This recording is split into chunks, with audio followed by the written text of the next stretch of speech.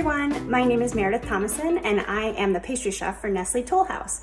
Welcome to the first episode of Bake It Easy. This is going to be our new baking series that we hope will inspire you to bake and cook and do fun things with your family and friends while we are all home dealing with our current situation. I know I've been baking up a storm and I understand you guys have been too, so we're hoping to inspire you and give you some fun ideas to try. So today, our first episode, we are going to be making some pantry mashup cookies. I've been cleaning out my pantry. I'm sure you guys have been too. I found some really interesting things that I haven't seen in a little while. So this recipe is a really good one to kind of put together some interesting ideas you might not have tried before and see what you come up with. Okay, I'm going to put the phone down, so just give me a moment. Okay, so we're going to get started. This recipe that we're going to use is the original Nestle Toll House chocolate chip cookie recipe. You can find it on the back of a semi-sweet morsel bag. So it's right back there. You can also find it on verybestbaking.com. But since I have a bag that's already open, that's what I'm going to be using today. All right, so the other thing is you can use a stand mixer for this recipe. You can use a hand mixer. You can also use muscle. You can use a bowl and a spoon and your arm muscles. I know that we all could use a little exercise right now, so this is a great way to get in an arm workout. But in my mixer, I've got some butter and I'm just going to mix it together. It's going to get a little loud, so bear with me. Okay, so I'm just breaking up the butter. I'm using room temperature butter, so if you have time to let it sit out for about an hour, that's what I would recommend instead of using cold butter for this. And once that's nice and smooth, I'm gonna go ahead and add my sugar. I've got brown sugar here. I can't find white sugar at my grocery store right now. That's totally fine. This recipe does call for both brown and white sugars. I'm just gonna use the brown. My cookies will be a little bit chewier, have a little bit of a molasses flavor, which I personally love, so it's fine. And if you can't find brown sugar and you can only find white sugar, that's fine to use too. Your cookies will be a little bit crispier and obviously have a more pronounced sweet flavor. Both are fine, both are gonna be really tasty, okay? So I'm gonna go ahead and add my sugar in here. And we'll let this cream together for a little bit. What we're doing is breaking up the sugar granules to be a little bit smaller so they can emulsify into the butter and become homogeneous. So we'll let that go for a little bit. All right, it's looking good, smelling good. I'm very excited. Okay, so the next thing that we're gonna add is our eggs. This recipe calls for 2 eggs. I know that eggs are hard to find right now, and we have a solve for that if you can't find eggs at your grocery store right now. One of the things that you could use instead is actually Libby's pumpkin. Pumpkin puree is a great swap for eggs, so this also works if you have someone in your household that has an egg allergy. You can totally start using pumpkin as an egg swap. So, for our purposes, I am going to be using eggs today. So I'm going to go ahead and add our eggs, get that going in the mixer as well. We're really looking for the egg to break up and become emulsified into the mixture as well. We don't want to see any yolk or any white. We want it all fully incorporated. Yum.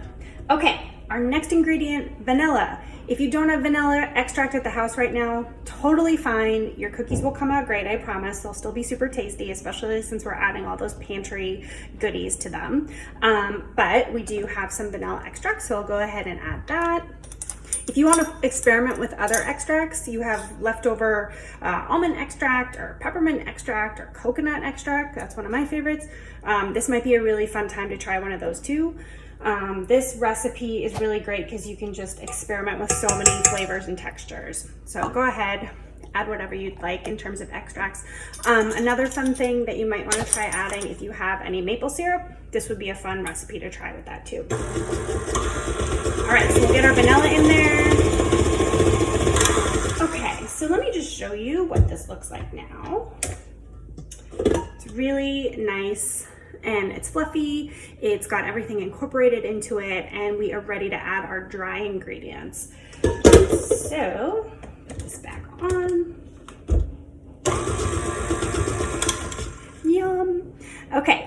we've got flour. I'm using all-purpose flour. That's what our recipe calls for. If you have whole wheat flour instead at home right now and you can't get out to the store, you can't find all-purpose flour, totally fine. Whole wheat flour will work. So I've got our all-purpose flour that we're using. Get that in there. With cookie recipes, you don't normally need to sift your flour, so you can skip that step. But what else are we adding? We've got a little bit of salt. Get that in there. I love adding just a touch of salt to most baking recipes. It really does actually bring out the sweetness a little bit more. And we've also got some baking soda. That's gonna help our cookies rise and be really fluffy and tasty. All right, so we'll go ahead, we'll turn our mixer on, and what we're really trying to do is just incorporate the flour. Nobody likes tough cookies, especially during these days. We all need really tasty, yummy cookies. So a little mix will do you with this, okay? We don't want to overmix our cookies and have the batter be really stiff. We want them to be tender and delicious. All right, so our flour is nicely incorporated into our cookie batter. There's no lumps, there's no clumps. It's really the fun time because now we get to start adding mix-ins to our cookie dough. So I'm gonna press pause and I'm gonna distribute the dough into 2 different bowls because I wanna make 2 different kinds of cookies. So give me a sec. Okay, it's time for the fun part. Pantry mashups. Like I said, I cleaned out my pantry recently and I've got a lot of random things that I'm kind of curious about adding to cookies. This is a great opportunity for you to do the same. So when I think about cookies, and especially pantry mashup cookies, I think about both flavor and texture. So in terms of texture, we probably want to add something crunchy. So cornflakes would be good, pretzels, any sort of leftover chips, things like that that have a nice crunch to them, and also potentially add a little bit of salty sweet. I like those kinds of flavors too. So something crunchy. If you want to add a nut component, so pecans, almonds, cashews, macadamia nuts, anything like that. If you want to add a little nut in there for extra crunch and flavor, those would be some good options. Fruits, so sometimes we have leftover dried fruits like cherries or cranberries. I had some apricots, dried apricots that I was using for a stuffing recipe. So I'm gonna experiment with those in one of these recipes as well. And then obviously we need something sweet, and that's where Nestle Toll House comes in. We've got all sorts of morsels for you to play with, but today I've got a half a bag of semi-sweet and a half a bag of dark chocolate morsels. So I'm gonna do 2 different recipes, one with semi-sweet and one with dark. So I've got 2 bowls of cookie dough. And in our first bowl, I had some leftover little baby pretzel rods.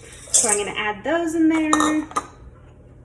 I've got some dried cherries. I love dried cherries, a little tangy. And then I've got my half bag of semi-sweet morsels. And I'm gonna go ahead and add these to the dough and mix it together. Because we're doing pantry mashup cookies, there's no real rhyme or reason to amounts other than you want the ratio to be about the same as 2 cups of morsels that you would add to a full batch of dough if you're doing 1 batch. If you're gonna experiment like I am and dividing your dough into 2, then you would probably want about a cup's worth of mix-ins for each, okay? So I've got our morsels, our chocolate chips, and our pretzels in the first bag. And there we go. All right.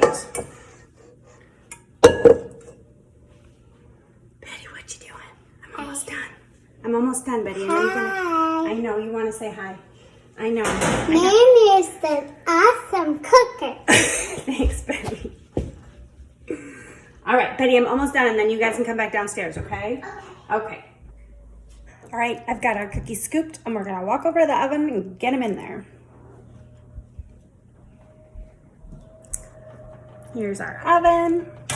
Slide them in, and we're gonna bake those for 9 to 11 minutes, like I said, at 375.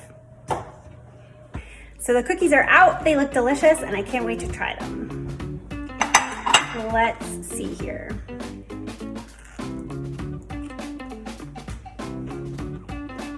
It's a good cookie, guys. Get baking. See you next time.